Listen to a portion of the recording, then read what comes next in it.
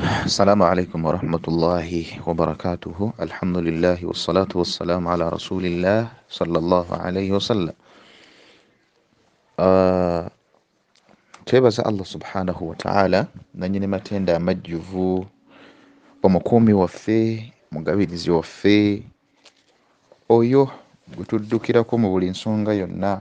Tusaba Allah ow'ekitiibwa atuteere obwangu mu byonna bye tukola ebirimu okumusiimisa, ate atukaluubiriza ebyo byonna ebirimu okumujeemera, era atutaase okubyetabamu.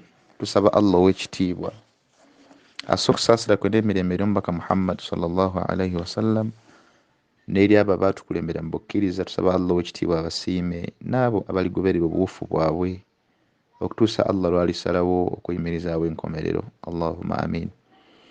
Amannya bulijjo ngaga Umaru Sulaiman Kasule, okutuusaako irimu ekwatagana ku busika bw'eddiini y'Obusiraamu,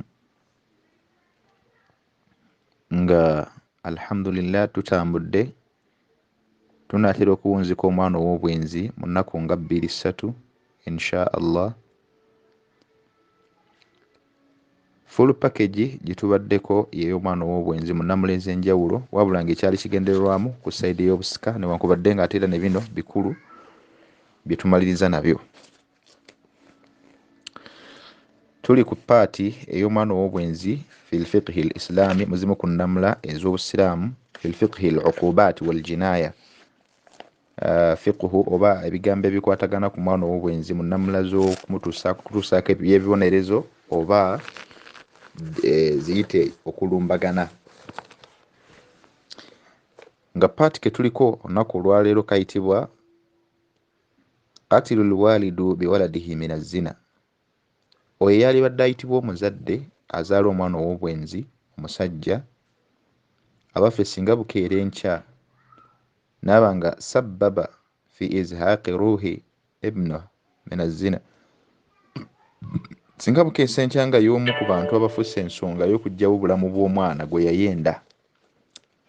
Ekyo saagala okugamba nti bakirimu okubuusabuusa, kuba bona ejjo wano ewaffe mu Uganda ojja kusanga nga 40%, not even 40%, but 50% abaana abasinga obungi bonna bava mu makubo ago mu bwenzi. Abamu bisirikira abazadde, abalala ne babyogera ne batuuka n'okuvaayo ku medias ne beekakasaako obutambuze mu mbeera y'okukayanira abaana. Mwe bali oli najja ne bajja abasajja 3 bakayanira omwana omu, ate nga buli omu yamutuuma erinnya, era abakazi bannange. N'agenda n'atambula ewoono n'agenda ewolira, buli omu n'amugamba nti ono omwana nno wuwo, n'ono omwana wuwo. Abakazi kyova olaba nabbi yagamba abakazi bakuyingira mu muliro abasinga obungi. Naye tusaba ennyo Allah subhanahu wa ta'ala agutaase bannyaffe, bannyinaffe, bawala baffe bonna. Allah tusaba beere nga abataasa, naye nga bayita mu kukola ebyo Allah subhanahu wa ta'ala by'ayagala. Abasajja nabo mbeera y'emu, ate muno balaba obubuyabuya abasinga obungi ne muvaayo abasajja 3 ne mujja mwenna mu media nti muzikaanira mwana. Subhana maliki dayyan. Naam, omulemwa gwe tuliko gwe gw'okubeera nti singa bukeera enkya, kati abasajja abo 3 abavaayo kati tumanya ani taata. Kyova olaba bannange ennamula z'obwenzi zino, obwenzi abantu twalibadde tubuvaako, tubwesonyiire ddala.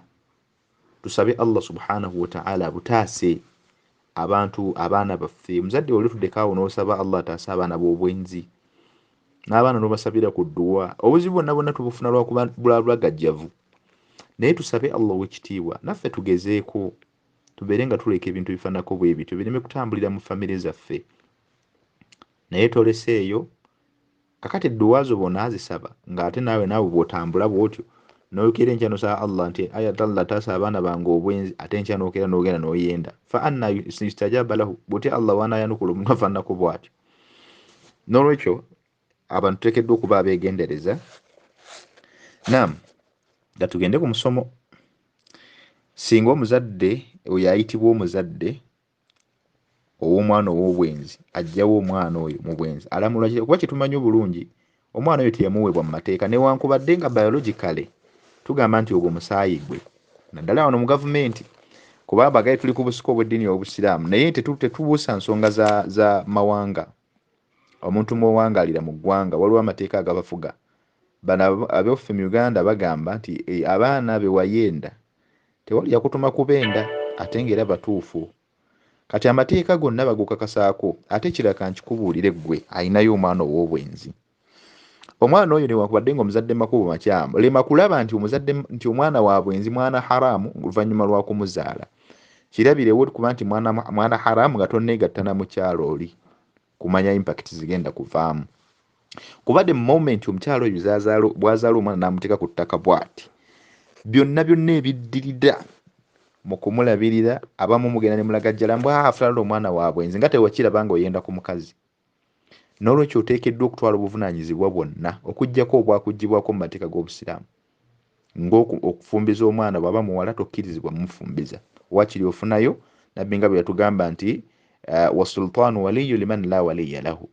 Allah tabaraka huwa taala yawa obuvunaanyizibwa eri abakulembeze b'obusiraamu eri abatalina batalinaako bantu baabwe balina kuyimirira okusaidi yaabwe. Ngamba ng'okuwa obusa omwana oyo w'obwenzi gwe ayitibwa kitaawe yali badde ayitibwa kitaawe tokkirizibwa kuyimirirawo ku lulwe kumukola ki kumufumbiza wabula ate osobola okusigira n'owo omusajja oba imaamu w'ekyalo oba district kadhi oba omukulembeze yenna w'obusiraamu okubanga ayimirirawo okugaba omwana oyo so si ggwe obuvunaanyizibwa bwakuggyibwako mu mbeera yakola okumusikira tokkirizibwa. N'olwekyo ebyo byonna bibanga byakuggyibwako togamba nti ate omwana osijja muweerera school fees olwokubanga namwenda bwenzi. Owulidde? Togamba nti omwana ono kyova olaba era tubakakasaako nti omuntu yenna ayinayo omwana ow'obwenzi oteekeddwa okukola wasiya eya thuluth ey'ekimu ekyokusatu kiketalinge ku mwana oyo kuba agenda kuddukirawa tewali. Owulidde? Laama ekimu ekyobusatu okunaava ebimu ku binaayamba abaana abo. Oyinza okwesanga omuntu alina abaana oli n'abeera n'abaana 9 ba bwenzi ng'omu yekka ye wa halaali n'akola ekiraamu n'afe balinga ono omwana owo kati bano ogenda balekerani byebyo okutemagana bye bagenda okulogagana bye bagenda okumaliriza nga bali mu makubo batewana abantu mu mapaaka bibyani eby'oku makubo ebitalina. Subhanallah, Allahumma nkidhina birahmatika ya arhamar rahimin.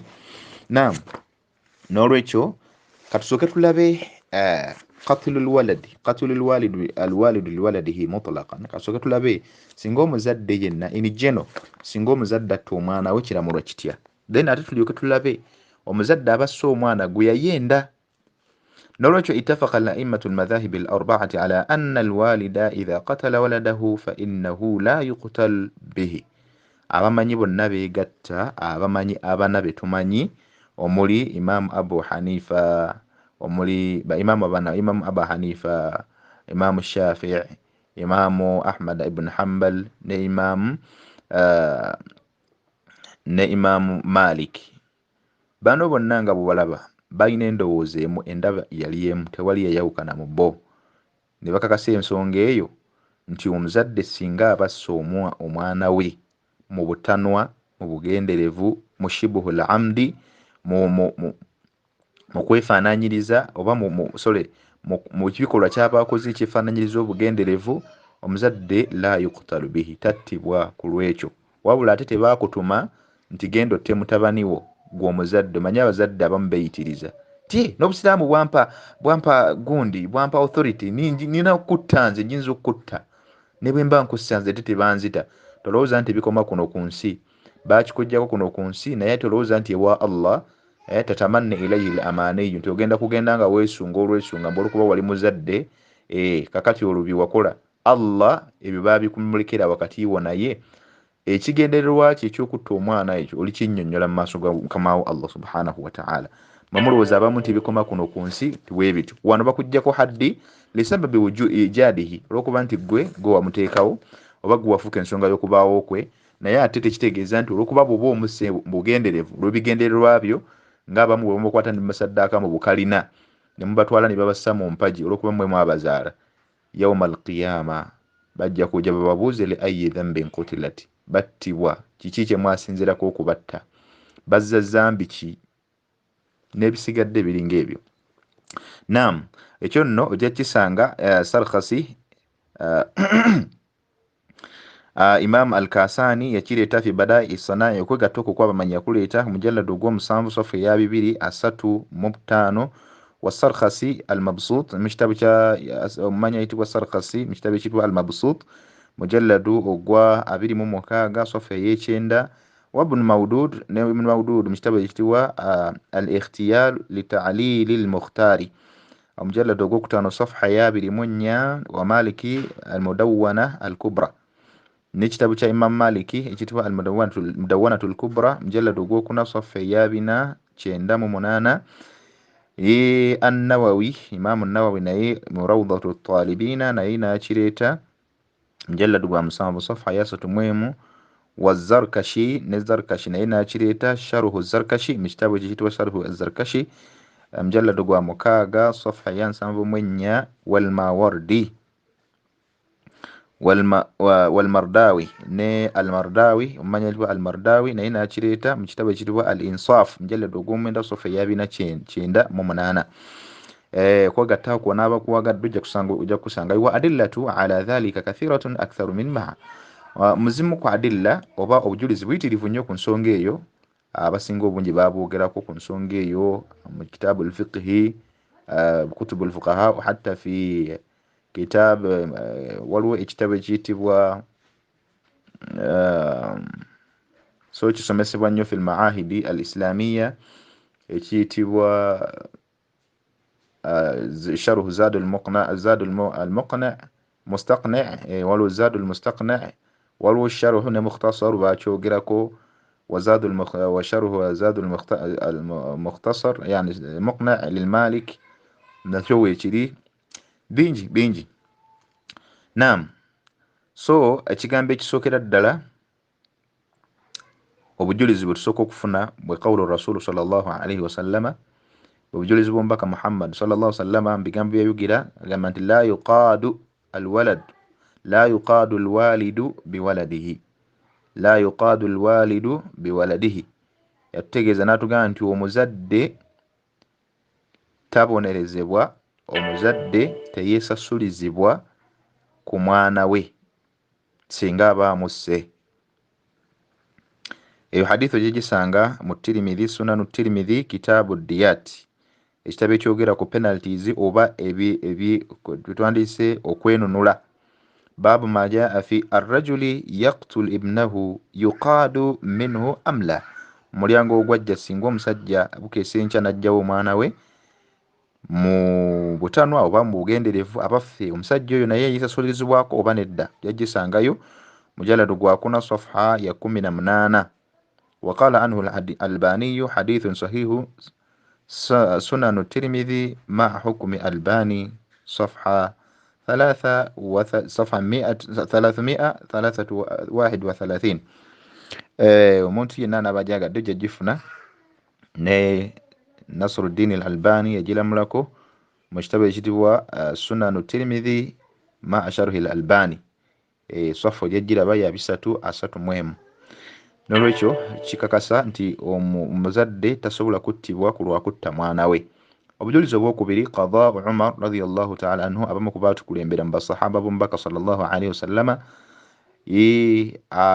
fi al-mudlaj bwe yali alamula ku hadithu al-mudlaj oba ku musajja ayitibwa mudlaj ono yali sahaba Abi Qatada twamusomako mu kitabo ekiyitibwa al-khulasatu fi ilmi al-fara'id omusajja oyo oba sahaba oyo radiyallahu ta'ala anhum hadatha annahu qatala waladahu wagwawo ekyagwawo ku mulembe gw'abasahaba gwennyini amawulire gajja era shaa inda sahaba kyayatiikirira nnyo ekintu ekyo nti hadithi yava ku Amr bun Shu'aib yagamba anna Aba Qatadata rajulun min bani Mudlaj. Abu Qatada yali musajja ava mu kika kya Bani Mudlaj, yali ava mu Bani Mudlaj. Qatala ibnahu, yatta omwana we. Naye ekigambo ekyo kibagamba nti yatta omwana we yuqaalu kigambibwa nti innahu yagamba nti akhadha yamsahu ibnahu bisayfihi, yali akutte ekitala, si kugamba nti yava eri buvinajja n'amutema mulundi guno nno. Yagamba nti hadhafa ibnahu bisayfin, yali asiimula ekitala kye nga bw'onaakwata ekyambe bw'oti n'okisiimula ku muntu mu butanwa ne kimutemwa omulundi gumu.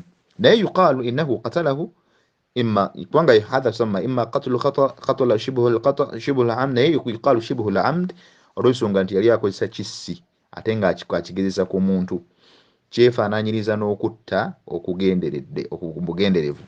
So okuba nti yali asiimula ekitala ekyo n'atema mutabani we, ate nga bonna basahaba, innahuma kana sahaba min ashabi rasulillah, yali omu ku basahaba, baali bombiri ku basahaba mubaka Muhammad sallallahu alaihi wasallam. Fa akhadha minhu Umaru ad-diya, Umaru radiyallahu ta'ala anhu ku mulembe gwe n'abeera nga yamusaba ddiya instead of okumutta, kuba kitumanyi obulungi omuntu bwatta omuntu mu al-amd yuqtal biqisas. Omuntu singa atta omuntu nga amusse mu bugenderevu naye attibwa mu mbeera y'okumusasulizaako. Naye omuntu abeera nga la siyama kubanga obulombolombo bwe buli idha tafaqa awliya il-maqtul, singa abantu bannannyini muntu oyo bakkakasa nti bannaffe kyetwagala kirala, naffe kyetwagala naffe twagala oyo yesu omuntu waffe attibwe, era naye bw'atyo mu butuufu akola ki. Naye singa baawukana abamu ne bagamba nedda, kale atusasule, abamu singa bagamba atusasule ne baawukana mu ndowooza, tugenda na kyakusasula, omuntu oyo tattibwa, wabula aleeta ddiya, n'eddiya eweebwayo z'eŋŋamiya 100. Ne bw'oba muzadde oyinza otubuuza zigenda wa, ne bw'oba muzadde nga gw'ozaala omwana, ndowooza olaba penalty gye tukuwa, otolowooza nti tukuleka bulesi n'ogenda bigendera awo ttayo, nedda. Wekuba tetukusse ng'omuzadde ntattibwa, naye yukhadhu minhu ddiya, weenunula.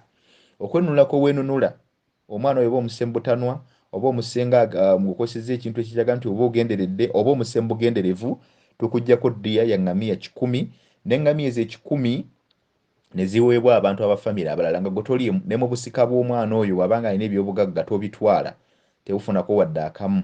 Olaba amateeka ndowooza gaddako, toyinako omusikirako wadde akamu. So ate singa omwana oyo oba omusse naaba ng'okufa kwe kubaddewo before ng'ofudde after your death, nga gw'omusoose okufa, ate oyo omwana asika mu bibyo aba afunamu emigabo newankubadde nga biba bijja kutwalibwa ate abalala b'eŋŋanda. N'olwekyo Umaru radiyallahu anhu yasaba ddiya okuva mu Abi Qatada, sahaba min ashabi rasulillah, yamusaba ddiya 100 min al-ibil, n'amusaba eŋŋamiya 100. Naye eŋŋamiya ezo 100 zaalimu ebika ebyenjawulo. Yagamba nti yamusaba 30 hiqa, yamusaba eŋŋamiya 30 ze bayita hiqa z'ez'omwaka ogumu hiqa, n'amusaba wa 30 jadha'a, n'amusaba eŋŋamiya endala 30 jadha'a z'emyaka 2 n'amusaba wa 40 khalifa, n'amusaba n'eŋŋamiya ez'emyaka 3 eŋŋamiya za myaka 3 za 40. Faqala aina akhu al-maqtul, bwe yamaliriza n'abuuza muganda woono gwe basse aliridde. Amakulu abaana abo baali 2, owulidde yali yazaala 2, kati taata tafuna ku ebyo, etwolebwa ddiya n'eggyibwa ku taata ate neweebwa omwana we omulala muganda wooli gwe yasse. N'abeera nga bw'atyo ddiya ku mulembe gwa Umar yakwatibwa neweebwayo. N'olwekyo bwe kityo bwe kyali. Waqaala yaripootinga hadithi n'agamba nti sami'tu rasulallahi sallallahu alaihi wasallam yaqulu, omu ku booluganda yayogera ebigambo ebyo, tinawulira omubaka sallallahu alaihi wasallam nga agamba ebigambo bino wammanga. Yagamba atya? Yagamba nti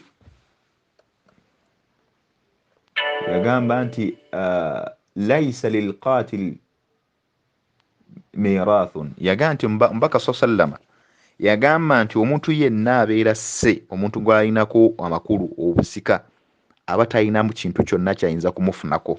N'olwekyo ddiya bwetyo nekwatibwa neweebwa oluganda. Kyetuliko singa omuntu omuzadde atta mu mwana we, muzadde tattibwa naye ate ebiddiridde mu bitegedde bye bimu ku ebyo. eyo hadithi twagambye yajja mu sunanu Tirmidhi ma'a hukm al-Albani. So hadithi من أحكام القرآن يجوك جسانغا من أحكام الجصاص يجريتا من أحكام القرآن مجلد وقصوكا صفحة يجكمي نسامبو مكاغا. والباجي نوم من يتبوا الباجي mu kitabo ekitibwa Al-Muntaka mujalladu ogw'omwenda safha ya 78 naye bwatu yakireeta eya hadith eyo ya Mudlaj eyo ekyafayo kya sahaba yatta mutabani we mujja kukifolowinga mukirabe fa innahu asqata anhu al-qisasa Umaru yamujjako okubanga attibwa aujaba alayhi diya fi malihi nabiranga mukakasaako okuwa diya ng'agijja mu maali ye wa kana dhalika bihudhuri sahaba walam yu'rafu lahu mukhalif ate mukaseera ko basahaba abangi baali bakyaliwo naye tewali n'omu yayawukana ku kulamula kwani kwa Umaru radiyallahu ta'ala anhu munnamula eyo tewali n'omu sahaba yawumwakwanako fakana dhalika ijma'an ekyo nekikakasa nti eyo yali ijma' kyebayita ijma' kitegeeza kwe kubanga mu kiseera ky'abamanyi ababaliwo abamanyi abekakasibwa abaatiikirivu ne babeera nga waliwo ensonga ezze empya ebadde tebaddeewo emabega ne bagyegattako ne wavaayo omuntu alayita ennamula gy'aba alamudde ng'alamudde ku bujulizi ne watavaawo omuntu yenna abeera amukola ki amuwakanya oba abeera akyusa mu nnamula eyo ng'alina obujulizi obulala bw'aleeta kiba kitegeeza abamanyi abo bwe bavaawo omulembe ogwo ne guggwako eyo eba efuuse ijmaa kubeera kwegatta kw'abamanyi era tekusobola kuvaayo nnamula ndala yonna eyawukanako nakwegatta kufaananako bwe kutyo. Naam. Thalithan obujulizi obwokusatu obutukakasa nti omusajja oba omuzadde tasobola kubanga attibwa ku lw'okutta omwana we innahu kana sababan fi ijadihi fala yanbaghi an yusqata aw an yatasallata bisababin ala i'daihi aw i'damihi. Nolwekyo olw'okuba nti omuzadde ono yabadde ensonga y'okubaawo k'omwana ono mu nsi abamu bamuyita katonda wa wano ku nsi nga bwe bamuyita naye nga tetusobola kukitwala ekyo tugamba nti yabadde omuki ensonga afuuse ensonga y'okujja k'omwana okwo muki mu nsi muno n'olwekyo tasobola kubeera ate nga y'ensonga emuggisaamu mu nsi muno. Ekyo nno ojja kukisanga yakireeta as-Sarkhasi mu kitabo ekitibwa Al-Mabsuut mujalladu wa 26 safha ya 91 wa Sharbini n'omumanya nti wa Sharbini mu kitabo ekitibwa Al-Mughni al-Muhtaj mujalladu ogwokuna safha ya 27 wa Ibn Qudama al-Mughni n'ekitabo kya Ibn Qudama ekimanyikiddwa nga Al-Mughni mujalladu gwa 11 safha ya 484. Naam. Thalithan kati ekyo buno bujulizi tulabye mutlaqan omuzadde yenna si nsonga mwana sharhi au ghairi sharhi omwana gwobose mu jini jeno obujulizi buli jeno tebwajja nga bukassasa wabula kati ate kye tugenzeeko kye twagala okutunulira singa omwana omuntu aba yamwenda kuba kyetumanyika ate mu nnamula z'omwana ow'obwenzi zikyukamu katono. Omwana ow'obwenzi ono singa omuntu aba amwenzi jjukira aba tali mwana we shar'an mu mateeka naye ate bwe tugenda biologically abeera mwana we wamu n'omwana ono abeera yeegaaniddwa omuzadde ng'amwegaanye omusajja amwegaanye ne batuuka n'okwekolimya si bino bye mukeera enkya gwe maana gw'olabika si wange n'obikomaawo nedda kiri kiba wakati wo na mwana we na mukazi wo tokigamba ng'omwana abazadde abamu mulina embeera eyo byakulema okwogera ne wakati wo ne mukazi wo obigamba omwana yaliyo gye mweyenderako oba yaliyo omwana nnyina gye yayendera bikwate mwogeraganye ne mukazi wo omugambe nti omwana ono wamunsiba si wange nga muli mu nfumbo obutakuvu si byakawundo kakubye eddirisa oba oyinza okumwegaanira mu kawundo kakubye eddirisa oba mu kulonda ekkubo n'olowooza nti naye nabyo binywera. Abantu muzanyira mu mateeka ga Allah subhanahu wa ta'ala. Abasiraamu muzanyira mu mateeka ga Allah bw'ogenda mu bantu bye bakyasinze okuzanyiramu amateeka y'ensonga y'okukanyugirira obwenzi ensonga ya talaka ensonga y'obufumbo ya Rabbi abasiraamu bazanye ne bakamala bukamazi sinzaga nti bapita kuba bapita already bamanyiddwa naye mmwe abasiraamu mmwe bennyini mmwe muzanyira mu mateeka g'obukitiibwa Allah subhanahu wa ta'ala. Omuntu n'agoba mukazi we olunaku emirundi 3 ate n'amala n'amuzza. Allahu akbar. Naam. nolwekyo katulabe singa taata bw'abanga yasse gwe bandiyise taata ku sayidi y'omwana ow'obwenzi tulaba nti idha kana al ab la yaktulu biwaladihi ashari bwe kiba nga omuzadde asse omwana we ng'amusse naye ng'amusse yamuzaala mu mateeka amatuufu ddala mukyala yamuwasa mu mateeka amatuufu n'amuzaalamu omwana fahal yukhadhu zani alhukm yaakhudhu zani hukm nafsahu idha kana qatala waladahu min azina abaffe omusajja ono omwenzi bw'abanga naye asse omwana we gwe yayenda mu bwenzi naye ensonga yemu temutta abaana b'abantu temutta ebitonde bya Allah bajjama agambye nti ikhtalafa alfuqahau fi dhalika ala qawlain abamanyi ku nsonga eyo bajawukanamu emirundi ebiri oba bajawukanamu bayinamu endaba za mirundi ebiri ku nsonga eyo abaffe esookera ddala katukitunuulire anna zani yuqtalu biwaladihi min azina wa ala hadha hadha huwa as-sahih min madhhabi al-hanabila nti omwenzi ono attibwa okwokutta omwana we gwayenze wa hadha huwa as-sahih min madhhabi al-hanabila ekyo nga kyekituufu ku sayidi ya Imam Ahmad ibn Hanbal n'abagoberezi be n'abagoberera madhhabu ago yakireeta al-Bahuti kashaf al-Qanna mu kitabo ekiyitibwa kashaf al-Qanna mujallad ogwokuna safa ya 461 والماوردي إمام الماوردي نينا تشريتا مجتبي جبا الإنصاف مجلد وقوم من صفا يابنا شندم منانا بوتوسو كان تيمينا ما وكاتونو ng'onye otogerezaamu ekigambo kya Imam Ahmad ibn Hanbal kisobola kitwalibwa olw'ensonga singa tubeera mu nsi ey'obusiraamu mathalan ensinga eramuza amateeka g'obusiraamu butyawe tukakasa nti omwenzi waali n'omwana akakasiza nti omwana waali owulidde n'avaayo n'agamba nti uyu mwana namwenda bwenzi ng'amaze okukola ikrar ng'amaze okwekakasaako olwo kitegeeza aba alina okuttibwa ng'ate tumutta mu mbeera bbiri mbeera y'obwenzi n'embeera ey'okubeera nti omwana yamwenda buki n'okutta omwana gwe yayenda izhaq an-nafs ebintu byegasse bibiri so tumutta olutta lumu ne lumalira zonna eziba zisigadde ku sayidi eyo bwe tuba tugenze nga tuli mu nsi ey'amateeka gaaki oba tusobola tukakasa nti weekakasizzaako nti omwana wa bwenzi wamwenda bwenzi omusse n'oga nti wamwenda bwenzi olwo kiba kigeza ate wali wakakatadde okuttibwa naye nga tovangayo kwewaako buki kwewaako obujulizi n'agamba nti n'agamba nti wawajjahu qawlahum biannahu laysa aba shar'an era ne babeera ng'ekigambo ekyo baakitwala ekyo wali kyegambye nti yo taata si taata wa mu mateeka okitegedde walqisaasu innama intafa lisharufi l abuwa nolwekyo okuwoolerako eggwanga okwo gwe tukolako okukuba nga ottibwa kwe kubeera nti obwataata bwakuggyibwako mu mateeka oba ekitiibwa ky'obwataata kyakuggyibwako mu mateeka gaaki ag'obusiraamu ekyo yakireeta yayitibwa Ibn Qudama mu kitabo ekiyitibwa Al-Mughni mujallad ogw'11 safa ya 485 ekyo kyekigambo ekisoose kirimu endaba naddala mu mateeka nga nsi tulamuza amateeka gaaki ga ddiini busiraamu qisas ekolebwako naye qisas wano weesinzirira ennyo okubanga ekkolako kwe kubeera nti omwana oyo okakasizza ku ye tukakasizza oba obukakafu buzze nti wakola obwenzi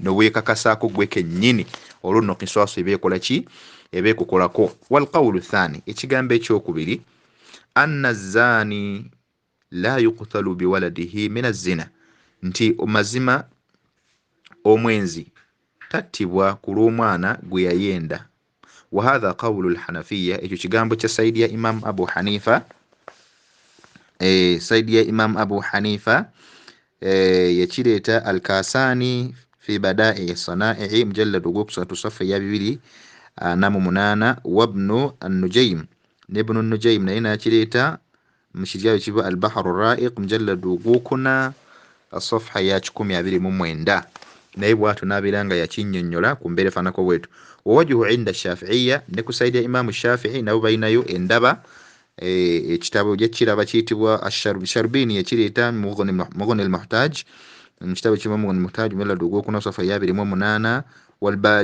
والبجيرمي نبجيرمي نينا كريتا حاشية البجيرمي على الخطيب نينا كريتا مجلد وقوكنا صفحة يشكو من كاغا مو مكاغا وقول عند الحنابلة إلى تشيكي من كسيد يا إمام أبو حنيفة أبو أحمد ابن حنبل هنا يوليو ndaba era yemu amakulu ndaba ziri bbiri kusaidia Imam Abu Hanifa yakireeta yayitibwa Ibn Muflih mu kitabo ekitibwa Al-Furuq mujallad ogwokutaano sofa eyabina eya 643 والمرداوي mu kitabo ekitibwa Al-Insaf mujallad ogw'omwenda sofa yabina 898 n'olwekyo endaba ezo bbiri zitwalibwa era nange nzitwala zikolebwa singa tunja kunnyonnyola mu mbeera eyo singa kisangibwa nti ensi gye tulimu si ya busiraamu ng'eyaffe Uganda abantu mulina abaana b'obwenzi bayitirivu la yu'adduna wala yuhsawna tebabalibwa owulidde miwendo gyabwe bayitirivu kizibu nnyo okusanga amaka g'obusiraamu okuggyako nga Allah asaasidde busaasizi okuggyako nga abasinga mulina abaana nga mwabajja mu makubo ago bwenzi ate bano baana bange bakivubuka ate bano baana bange simanya ate nali neebase ate bano nali sina kwegamba mulina ebibuuzibuuza basinga obungi bye mujwetekawo ku mbeera efaanako bwe butyo wawajjahu qawlahum ebigambo byabwe ku ndaba eyo abamanyi bano ne babeera nga babisembesa biadami qatlihi lishibha olw'obutattibwa olw'okwefaananyiriza okubeerewunza okubeerawo nga bakisembesa ku saidi ya shibha ku waladi shibha وهذا يتضح مما ورد عن الشافعية ekyo nno nga kinnyonnyola bulungi oba kyeyoleka bulungi ku ebyo ebyavugibwa ku Imam Shafi'i anna al-mula'in si omuntu singa akolimira omwana we omuntu akolimira mukyala we mu bufumbo obutukuvu ku lw'omwana gw'aba yeeganye la yuqtalu biwaladi alladhi nafahu tasobola kuttibwa ku mwana oyo olabye emberi gye bakyesembeza ku sayidi y'omusajja singa aba yeeganye omwana mu bufumbo obutukuvu omwana oyo tukikola twagamba tubadde tuzija tumwogerako asigala mu bbanga nasigala nga talina taata waliwo nga baliwa ku sayidi ya maama naye ku mbeera eyo n'etteeka ly'obwenzi terikolawo omuntu oyo tattibwa maama tattibwa wadde ekitaawe w'omwana amweganye naye tattibwa omwana asigala mu bbanga naye tabaliwa nga mwana wa bwenzi newankubadde nga ennamulezimu tuzitwala bazifaanaganya n'olwekyo faqad warada kikyayogerwa nti hal yuqtalu biwaladihi almanfiyu billi'an omusajja asobola okuttibwa olw'omwana gwe yeeganye oba singa aba bukeesa enkya ng'omwana oyo oba tasababa bimautihi yavuddeko ensonga y'okuba nga amusse abaffe attibwa oba nedda wajehani kyalimu endaba bbiri والأوجه أنه لا يقتل naye ekyasinga okutwalibwa mu mbeera ezo oba mu mbeera ezo ebbiri nti kwe kubanga takola ki tattibwa bishibha oba lishibha tattibwa ku lw'omwana oyo gwabakola ki yeegaana olw'okuba nti yafunamu endaba egamba nti omwana oyo si wuwe ekyo jja kiraba Sharbini yakireeta mu kitabo ekitibwa Mughni al-Muhtaj mujallad ogwokuna sofa ya 28 yakinnyonnyola mu mbeera efaanako bwetyo nga tunnyonnyoddemu mukaaweera akatono mu nsi eno yaffe Uganda kati ewaffe obwenzi abasinga obungi mwabutongoza mu maka gammwe gye buli abamu mubukola oli n'agaana okuwasa omukyala n'asalawo okwenda n'atambulako ono n'atambulako naye nga amateeka agamanyi nti era akimanyi agagwana kuttibwa n'olwekyo mu mbeera efaananako bwetyo eno ewaffe ensi yaffe Uganda teramuza mateeka newankubadde tekitegeeza nti tugende mu maaso nakwonoona kubanga Allah tasobola okukukwatako kubeera tosuubira wa Allah nti tagenda kukubonereza oti olwokubanga ensi yoli teramuza bateeka buno obusiraamu amateeka gaabwo kinnoomu okitegedde galamula buli kinnoomu wal jamaa gakwata ku buli kinnoomu n'abonna wotasobola tuvula Allah subhanahu wa ta'ala mu aya mu bigambo bya Allah byetaaga okufumintirizaako nabbi sallallahu yatugamba nti ma nahaitukum anhu fajtanibuhu kyemba mbaganye mu kikole ki mukireke wama ji'tukum bihi fa'tu bihi mastata'tum nekyemba mbalagidde okukola mu kikolo okusinziira ku busobozi bwammwe n'olwekyo tya Allah okusinziira ku busobozi bwo tya Allah okusinziira ku mbeera mwoli wano olwokuba nti Uganda teramuza mateeka ga sharia tekitegeeza nti twende tunywe omwenge olwokubanga gukolebwa nnyo olwokuba nti embizi we ziri zirundibwa n'ennyama emidaala gyazo we ziri nti tugende tugule nedda nga butasobola kugenda ku mudaala gwa mbizi kugigula ng'olwedde waliwo omudaala gw'ente n'embuzi n'olwekyo n'obwenzi abaana ba halali we bali tebakerangako ne bakugaana kugamba nti genda osabe omwana wa bende bamukuwe okitegedde tebakerangako kugamba nti tuganye okuwasa obusiraamu bwakuwa rights eziwasa abakyala abasukka ku omu paka ku bana. Lwaki osalawo ga nti kangende ngulu kuba omuntu agenda ku bwenzu obanga omuntu asazeewo gamba nti kangende ku mudaala gw'embizzi wadde ogwenti weeguli, temwawukana. Okitegedde temwawukana. Abamu mumanyi okwegeraageranya nze wadde nkola obwenzi naye senkanankana naalya mbizzi. Bw'otuuka ku ntegeera eyo ate obeera wansi nnyo, obeera wansi nnyo haqiqatan wallahi. Towegeraageranyanga ku zambi n'olyegeraageranya na muntu mulala. Sabanga busabye Allah akujje kweri ki ezambi naye akayita katono. Ate Allah yatugamba nti tahsabunahu hayyinan wa huwa inda Allahi azim. Mudda wano ne mwebalabala ne mulowooza nti nze ako katono wa huwa inda Allahi azim, naye ate nga obudde eri Allah subhanahu wa ta'ala ekintu ekyo ky'oba okoze munnange kinene ddala. Nolwekyo tusabye Allah tabarakahu wa ta'ala kukola ki kututaasa kubeera nga tuva ku bintu ebyo ebikyamu. Nolwekyo walladhi namiru ilayhi wallahu a'lam. N'ekigambo kitutwala ku ebyo byonna ebisatu ebigambo ebibiri bitulabye. وهو قول هو القول أن العبا غير الشرعي لا يقتل أن الزاني لا يقتل بولده. oyo musajja omwenzi eyenda omwana bw'abeera nga akedde enkya naba nga tasababa bamutihi y'omu kubaviiriddeko okufa kw'omwana oyo tattibwa. Lwaki? wadhalika liwajihi ashubha, olw'okubaawo kw'okwefaanaanyiriza kuli ku sayidi ya Imam Abu Hanifa ku byefaanaanyiriza. wahuwa fi'lan sababan fi wujudihi, n'olwokuba nti omusajja oyo ye yaviirako ensonga y'okubaawo kw'omu, kuba singa aba teyayenda omwana oyo teyalize mu nsi eno. wa in kana la yunsabu ilayhi shar'an, newankubadde nga tabalibwa ku ye mu mateeka ag'eddiini ey'obusiraamu. N'olwekyo fayadra'u alqisaasu li ajli dhalika, ku nsonga eyo tetuyinza kumwesasulizaako, naye nkibawadde mu ndaba bbiri. Singa tuba mu nsi ey'obusiraamu ne kikakasibwa ottibwa, kubanga tuyinza kakasa nti watta omwana oyo ate mukakasa nti omwana oyo omwenda bwenzi. Kitegeeza ezzambi liri ery'okutta tuyinza oludde kujjako ne tukutya kuli ezzambi ly'obwenzi mu mbeera faanako bwetyo. wahakadha so wandariju tahta hadhihi almas'ala adami wujudi alqisas ala alabi, mu mbeera eyo taata tattibwa ku lw'omwana fima duna nafsi singa aba tasse mwoyo. Mukitegedde bulungi?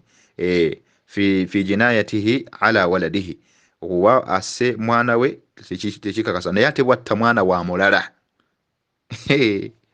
okakujjuutuka. wala yajibu alhadda ala alwalidi bihadhifi waladihi, n'olwekyo era haddi tekuteekebwako omusajja alina omwana owa shar'i okubeera nga ataakola ki nga amutta oba attibwa ku lw'omwana oyo.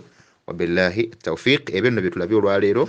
Tusembudde tunaatera okuba nga tumalako ennamula z'omwana ow'obwenzi, ate tugende ddala ku hukumu. Temuddayo kubuuza ekibuuzo kyonna ekikwatagana ku mwana ow'obwenzi mu mbeera y'obusika, kubanga nkakasa full package yonna gye mbawadde tujja kutolontoka ate tumaleyo ebikwatagana ku busika bi'awnillahi ta'ala wa tawfiqihi. Wassalamu alaikum wa rahmatullahi tabarakahu wa ta'ala wa ala alihi wa sahbihi wa sallam tasliman kathira walhamdulillahi rabbil alamin.